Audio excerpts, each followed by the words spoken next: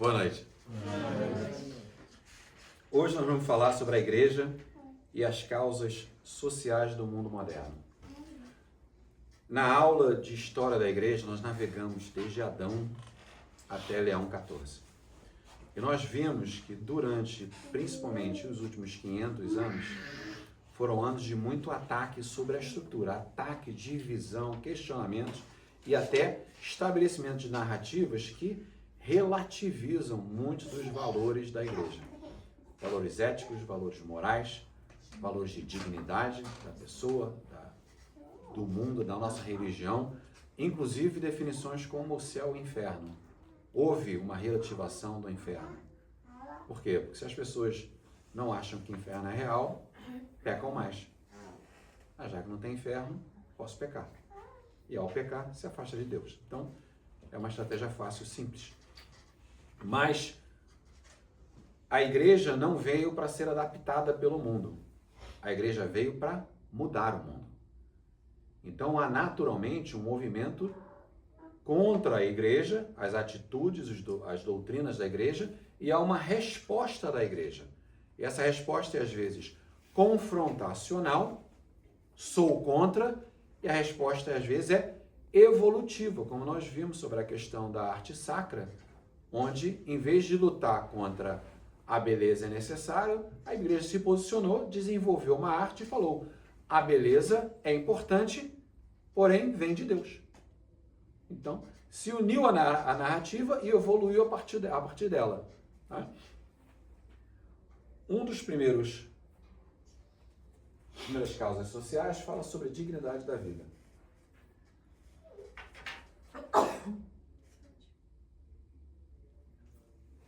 A dignidade da vida. Quando você pensa em vida e dignidade da vida, existe uma associação natural ao quinto mandamento. Não matarás. Tem também, nós falamos sobre os preceitos, crenças fundamentais, os valores morais, fala sobre justiça social, a proteção dos mais necessitados. Tudo isso está dentro da justiça, da dignidade de vida. E essa dignidade, veja bem, uma dignidade tanto física quanto espiritual. O cuidado à estrutura física de alguém, por ter sido criado à imagem e semelhança de Deus, né? O homem é mulher, mas o homem nesse sentido, é um cuidado importante porque, mais uma vez, foi criada a imagem e imagem de Deus e faz parte da criação que nós precisamos proteger. Mas tem também a questão espiritual. E aí nós falamos sobre a questão do cuidado com as pessoas, o tato ao falar, ao lidar, ao responder, porque quando você ataca psicologicamente, né, a estrutura emocional de uma pessoa, você está atacando, nós começamos sobre isso, a questão do quinto mandamento, você está matando alguém espiritualmente também, quando você ataca a estrutura emocional dessa pessoa. Então, quando se fala em dignidade da vida, é importante você sempre lembrar esses dois aspectos. A dignidade física, de proteção, e a dignidade espiritual. E nesse caso também parte da nossa função evangelizadora. No momento em que nós trazemos outros para dentro da verdade, nós estamos estruturando e alimentando, estamos edificando a estrutura espiritual daquela pessoa, através das nossas ações. A igreja como um todo defende todo e qualquer, protege a vida e é contra tudo que é contra a vida. Aí nós falamos sobre a eutanásia, sobre o aborto, sobre política. É importante que nós, mais do que a nossa forma de agir, seja a nossa atitude. Quando você pensa em voto, votar em quem esteja a favor da vida. Não votar em quem esteja em função da política da morte. Então, tem várias ações dentro dessa questão de proteção à vida, muito mais do que, não, eu respeito a vida, eu não mataria ninguém. E aqui vai a responsabilidade coletiva sobre o imperativo moral. Quer dizer, essa atitude de você não só saber que deve agir, mas você agir, mas também dar o testemunho. Porque são o teu exemplo, o teu testemunho, que as pessoas começarem a prestar atenção e vão ver, poxa, eu gostei dessa atitude. O que leva essa pessoa a ter este tipo de atitude? ele tem uma vida religiosa. De repente tem algum valor nessa história de religiosidade. Cria-se a curiosidade, a primeira sementinha, aquela pessoa talvez tenha ali um querigma e começa a jornada. Tá? Estamos bem? Igualdade de gênero. Eu comecei a aula brincando sobre a questão de igualdade na dignidade, mas não na missão. Mas é assim que a igreja vê. Homem e mulher foram criados iguais na dignidade. Não há melhor, não há pior, não há diferença. Todos são filhos de Deus, todos devem ter acesso à mesma dignidade. Porém, dentro da igreja doméstica, eles têm funções diferentes. Isso é certo? Não. Cada igreja vai seguir suas regras. Mas, numa ordem natural, por uma questão física, o homem tem a tendência a ter uma atitude de proteção, de prover, de liderança. Liderança como serviço, não liderança como autoridade. Tomar decisão é o serviço para edificar uma família santa e não um poder. Na medida que o homem, como José da casa, toma decisões por benefício próprio ou para não edificação da família, ele está pecando, porque ele está indo contra a dignidade da esposa ou dos filhos. Aí voltamos à história de dignidade da vida. E a dignidade, nós falamos sobre os pecados em cima disso. Enquanto a mulher tem características que ela gera vida, ela nutre, ela humaniza. Ela cria o lar onde a igreja é estabelecida. Ela define o ritmo da vida da família. Ela estabelece o que precisa ser protegido. Então, a mulher cria o valor da família. O homem protege esse valor. Tem que ser exatamente assim? Não. A única coisa que a igreja dita é: os dois têm o mesmo acesso à dignidade. Ninguém é mais digno que outro. Esse é o único ponto que a igreja faz. De resto, você vai ler a Escritura, você vai ver que tem existe menção a posicionamento do homem como protetor, né? Posição da mulher como gerar a vida, como essa questão da femininidade, da gentilidade feminina, como colocou João Paulo II. Tá? Então essa é a posição da igreja com relação à igualdade de gênero.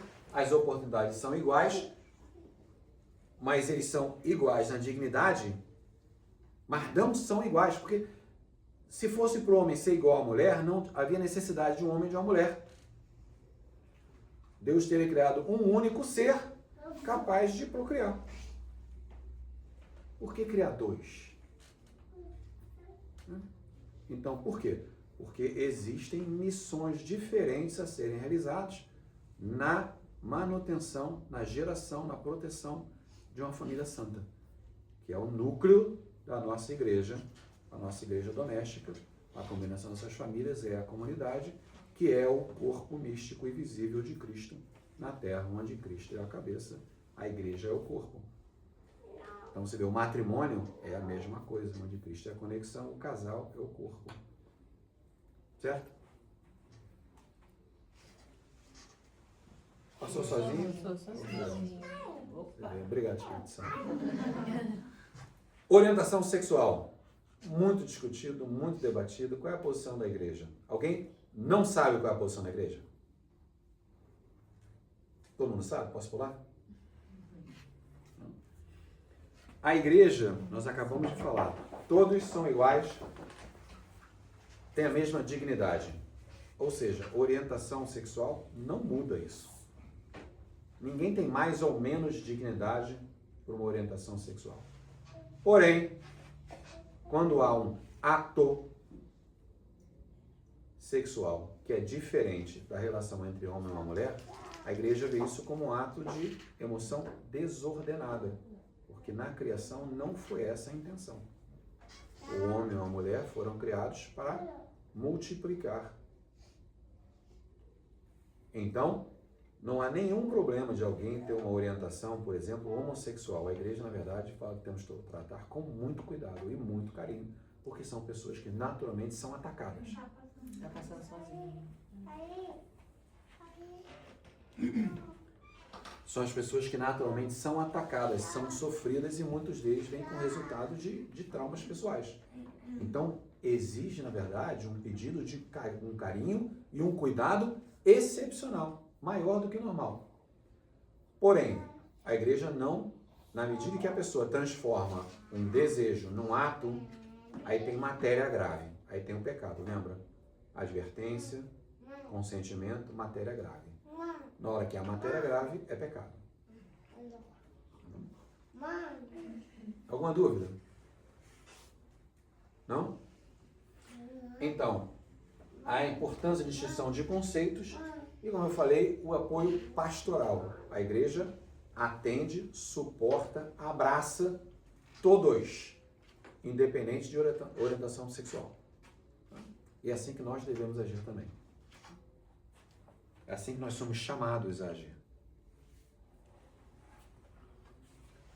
Ao respeitar a dignidade humana, ao respeitar a dignidade e a igualdade de gênero, ao respeitar as questões sociais com relação à opção sexual de cada um, e seguindo as normas de justiça social, nós estamos lutando pela criação de um bem comum. O que é o bem comum? O bem comum é o estabelecimento de uma sociedade ou de um ambiente onde as pessoas possam se desenvolver para alcançar o seu potencial máximo. O potencial máximo é a busca da fé. Então, qualquer coisa que impeça as pessoas de desenvolverem a sua fé ou o seu potencial por questões dessa vida, potencial emocional, potencial profissional, potencial familiar, potencial de fé, o ambiente tem que existir para que as pessoas possam alcançar o seu potencial. E a responsabilidade nossa, seguindo a doutrina e todos os conceitos que já vimos até hoje, para criar o bem comum. Se você parar para pensar, tudo o que nós conversamos até então é para a criação de um mundo melhor. O que é um mundo melhor? É o bem comum. O mundo hoje há o bem comum, o bem para todos. Então, abaixo respeito pela pessoa, o bem-estar social e desenvolvimento de grupos de paz, trabalha a questão da responsabilidade de cada um de trabalhar nisso, não é a igreja, não é alguém, somos nós, e segue todos os princípios morais e de fé que nós cobrimos até então nesse culto. Tá? Os princípios, os preceitos, os fundamentos, as crenças, os mandamentos, as virtudes, tudo que nós aprendemos até então.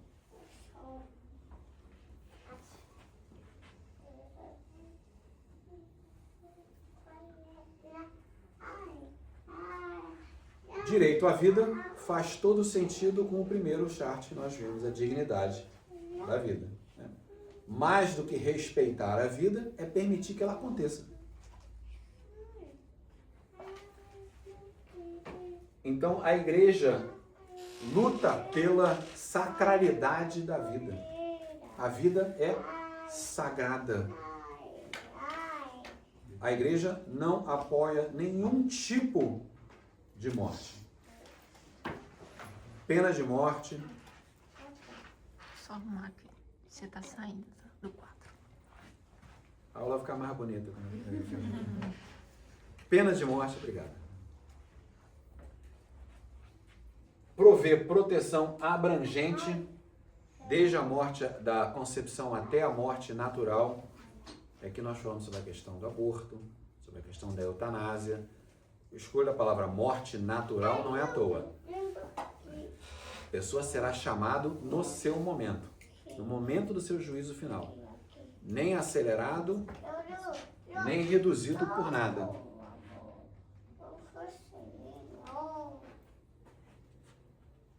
Somos contra a prática do aborto e eutanásia e, como conversamos sobre a questão do bem comum, somos a favor da criação de políticas que respeitem a vida, protejam a sacramentalidade da vida. A vida é inviolável. Você vai ouvir esses termos muitas vezes quando se fala da proteção à vida. Por falar em vida, nós temos, claro, como parte natural do inimigo das almas e a troca de poder e a busca por poder e riquezas, temos guerras. E essas guerras e acidentes criam vítimas de guerras ou pessoas incapacitadas, por quaisquer razões que sejam, doenças, acidentes ou incapacitados de guerra.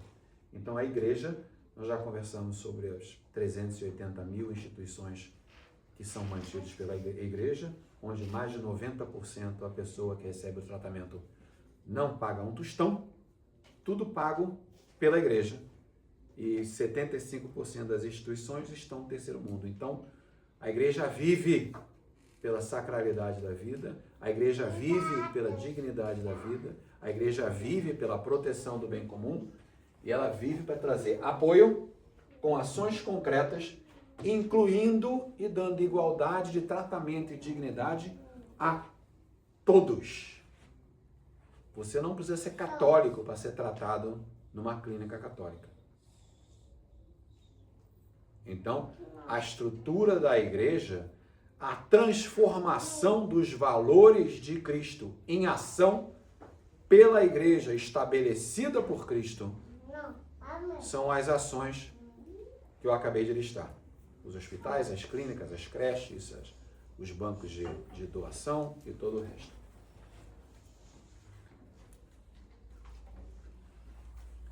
O mesmo se aplica àqueles que se perderam no caminho. Vários termos são usados, mas delinquentes convictos. Por quê?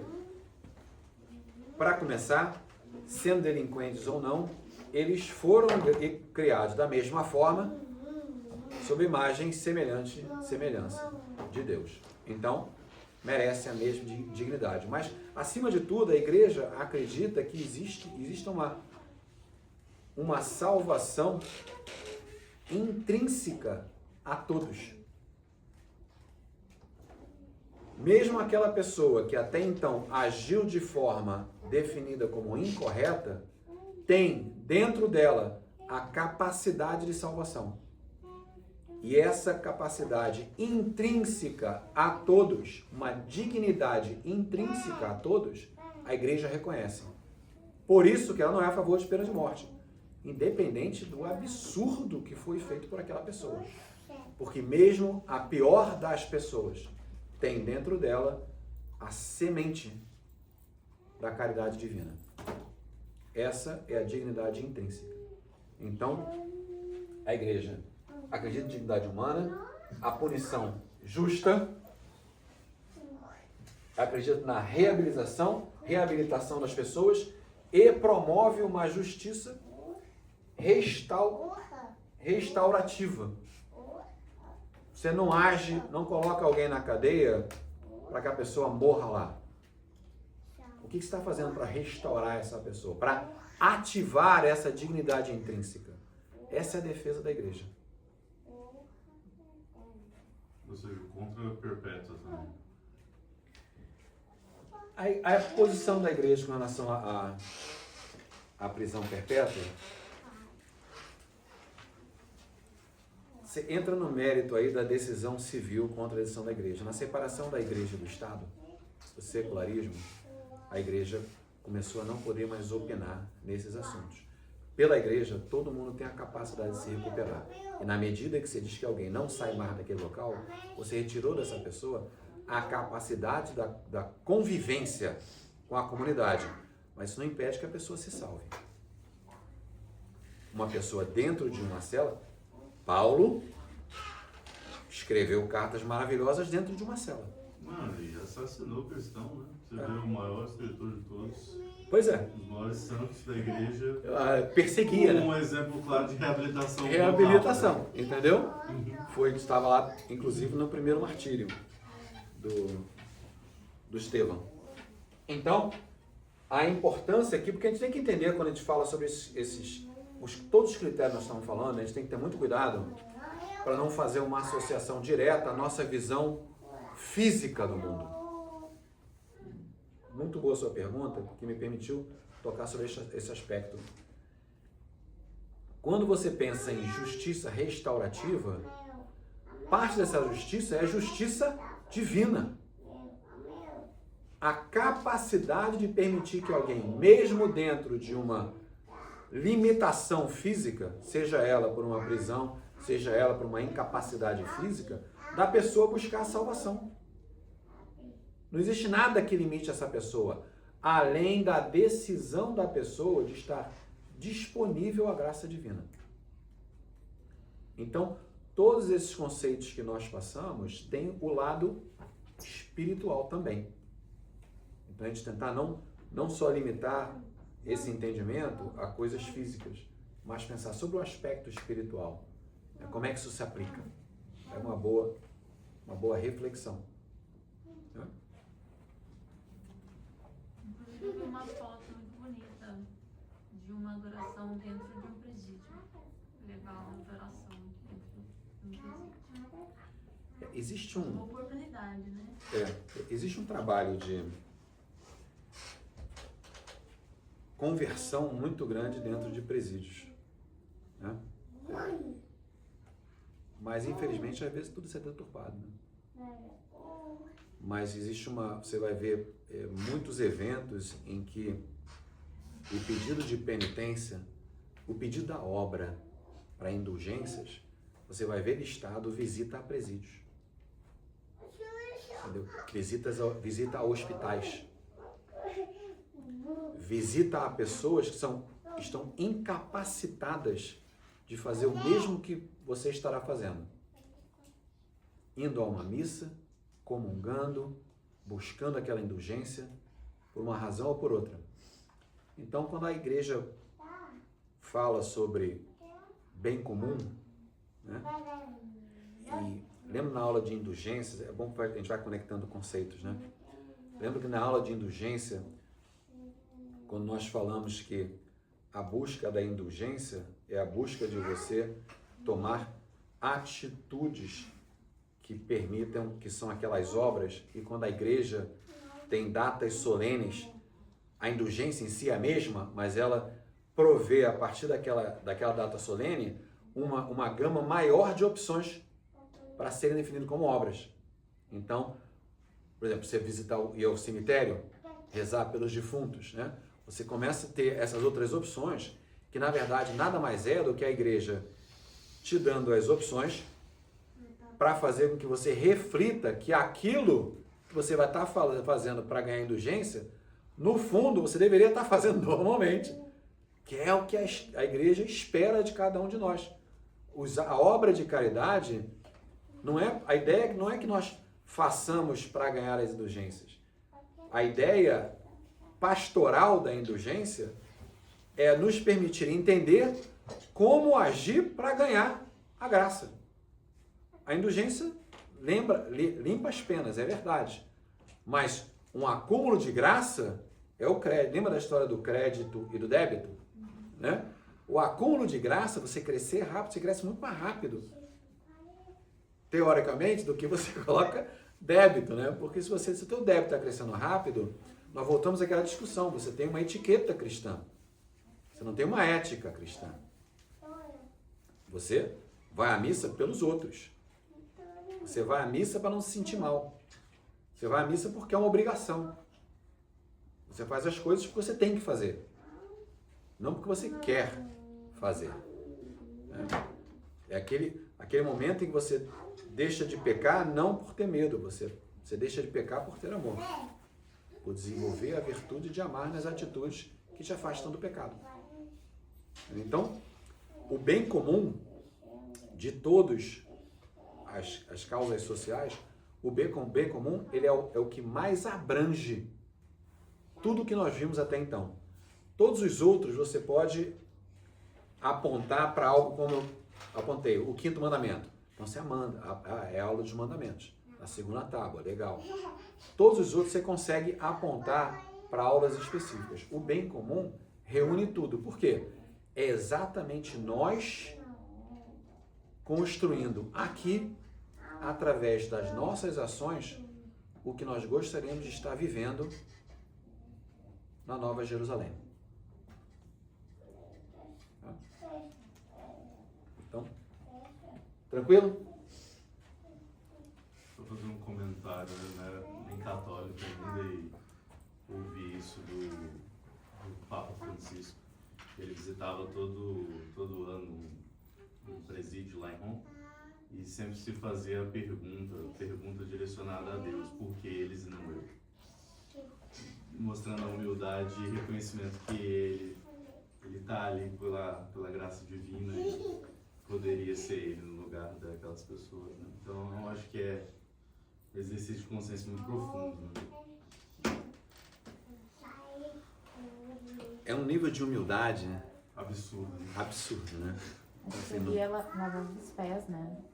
Lavar os pés, né? Você temos vários exemplos de papas que faziam de visitar, levar bíblias a presídio, visitar presídios, né? E inclusive durante guerra, né? Visitar os campos dos inimigos para abençoar os inimigos. Então, batendo mais uma vez nessa tecla de que a dignidade é de todos. A pessoa tem livre-arbítrio para agir, para atacar a dignidade de outro. Mas como igreja, nós olhamos pela dignidade de cada um. É óbvio que a justiça tem que ser estabelecida. Se alguém errou, tem que pagar por aquilo. A justiça de Deus e pela justiça dos homens também. A igreja não é contra a justiça. Ela é a favor da justiça.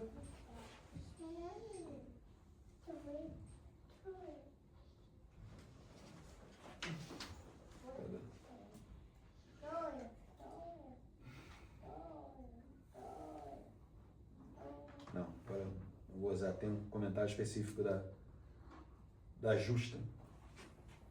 Punição justa. Tá? Isso a igreja é a favor. Mas se há um erro, a punição tem que existir. A igreja não está aqui para passar a mão em ninguém. Apoiar erro, alimentar erro, incentivar erro. Tá?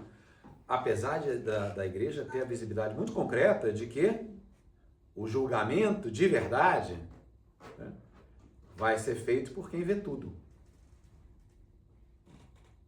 Mas o problema é que se a igreja resolvesse tomar uma atitude eu vou chamar de misericórdia divina contra erros humanos, estaria possivelmente incentivando erros, o que não é a missão da igreja. Mas 2, pensa a festa que seria para o inimigo das almas isso. O próprio Jesus, em alguns momentos, puniu. Sodoma. Você vê, é Deus nesse caso, mas você vê que Jesus no templo. No templo, com os comerciantes, você vê porque você imagina como é que seria essa luta, o quão difícil já foi a luta e é a luta com o secularismo, tendo a igreja, não dando à igreja razões para essa luta. Imagina se a igreja desse as brigas políticas, o posicionamento político. Essa briga, não existiria nenhum fundamento para a igreja dissesse, olha, eu sou a mesma há 2000 anos. Você vem mudando. Eu sou o mesmo. O que eu disse, o que Jesus falou lá 2000 anos atrás, é o que eu estou te dizendo hoje. O mundo mudou. Eu continuo te dizendo a mesma coisa porque o que eu te digo é a verdade. E a verdade não muda com o tempo, não muda com o mundo. Então, esse é o posicionamento da igreja. E é importante a gente estar equipado com as questões sociais, porque talvez alguém já foi exposto a uma situação onde você foi perguntado sobre esse assunto e teve que dar uma opinião? Ou confrontado com alguma dessas questões? Sim. Sem dúvida, várias vezes. Então é legal ter entendimento, no mínimo, para dizer isso é o que eu acredito, isso é o que a minha igreja acredita. Se é certo, se é errado, depende do ouvinte. Se o ouvinte está aberto a receber a verdade, ótimo, mas não dá para ajudar quem não quer ser ajudado. né? O pior cego é aquele que não quer ver. A nossa missão foi...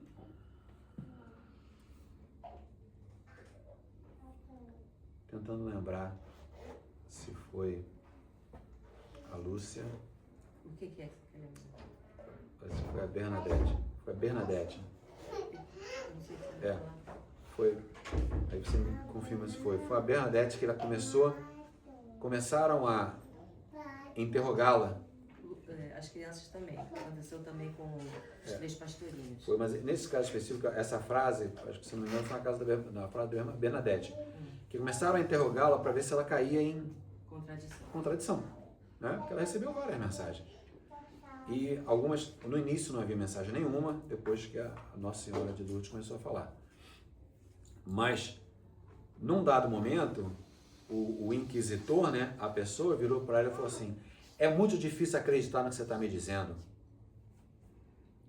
Aí ela, com a maior tranquilidade, humilde que era, né, falou assim: a minha missão é te dizer o que eu escutei, não te convencer.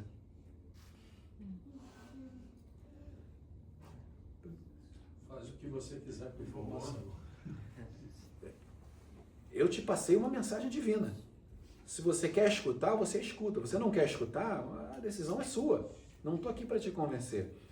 E isso é uma... Como nós, principalmente quando você começa a estudar mais, começa a ter acesso a mais informação, existe uma tendência a gente querer corrigir as pessoas.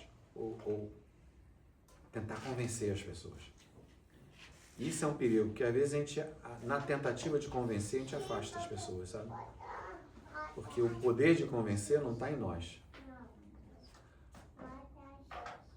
Nós somos responsáveis por nos posicionar. É diferente. Olha, não é isso que eu acredito. Olha, não é o meu entendimento. Aí você faz o que você quiser. Se a pessoa perguntar, mas o que você acredita? Aí você fala, eu creio em A, em B, em C e em D.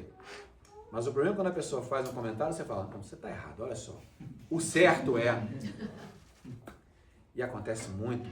Quanto mais você estuda, principalmente nos momentos iniciais, você começa a estudar, você fica tão carregado daquela informação, tão abrasado pelo conhecimento, você quer que as pessoas tenham esse conhecimento também. E nesse ardor, você acaba queimando algumas pontes. Então, é importante ter o conhecimento, é importante ter a humildade de que cada pessoa vê na sua velocidade, cada pessoa se desenvolve na sua velocidade, e que a nossa função é ter conhecimento, para não errar, e nos fazer disponível às pessoas quando elas precisarem. E através do testemunho, você vai notar que as pessoas começam a procurar. Você não força, as pessoas começam a procurar. Porque começa a ver substância nas suas ações. Começa a ver consistência nas suas ações. E as pessoas têm uma necessidade natural de estrutura, porque estrutura foi uma das coisas que foi retirada no pecado original. A certeza do mundo como paraíso. A estrutura que Adão e Eva tinham. A vida eterna, a vida sem dor, a vida sem o trabalho, a vida sem a morte. Tudo isso foi retirado. Então nós nascemos sem isso. Então existe uma busca natural de que a gente sinta a estrutura. Então nós queremos a estrutura familiar, nós queremos a estrutura no trabalho, nós queremos a estrutura na sociedade, e cada vez que nós não temos isso, cria ansiedade. A ansiedade é uma arma do inimigo das almas. Então o que ele precisa fazer? Retirar o máximo possível toda e qualquer estrutura, porque onde não há estrutura, há o caos. Onde há caos, há ansiedade. Onde há ansiedade, começa a desenvolver a falta de esperança e a busca por satisfações imediatas. Não existe, com exceção da comunhão, alguma coisa que te dê satisfação imediata. Muitas do que vocês vão ver, se começar a listar, são coisas do mundo, são armas do inimigo. Então, quanto mais ele levar as pessoas pela busca da satisfação imediata, bebida, festa, droga, dinheiro, fama, poder, mais longe você se afasta de Deus. Quanto mais você olha para baixo, menos você olha para cima. Então, retirar a estrutura para te forçar ao mundo é uma forma de te distrair de Deus. Tá certo? Antes que a gente feche a aula, alguma pergunta, algum comentário?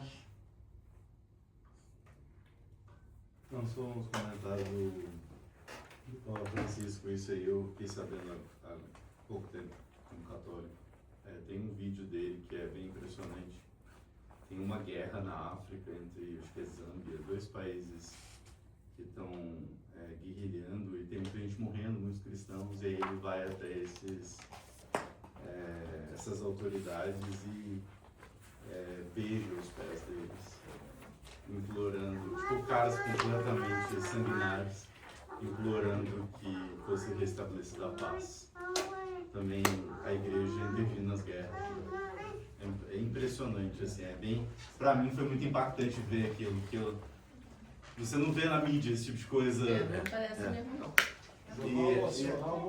E acontece com muita frequência. Se você acompanha o papado, os padres da igreja, a vida dessas pessoas é uma vida dedicada à contribuição com toda a sociedade.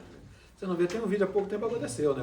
A secretária do padre, do Papa, Leão XIV, virando para ele e falou assim: eu ouvi dizer que nós vamos pro Líbano.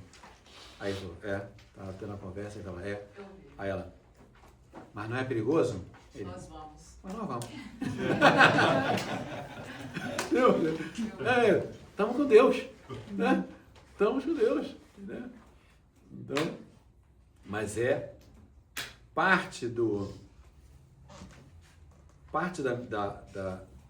aspecto missionário da igreja é esse risco. E, infelizmente, muitos faleceram em missões para tentar trazer a paz. Mas este era o desígnio deles. Morrer na obra, no martírio, no sacrifício. E existia uma razão para cada um deles acontecer.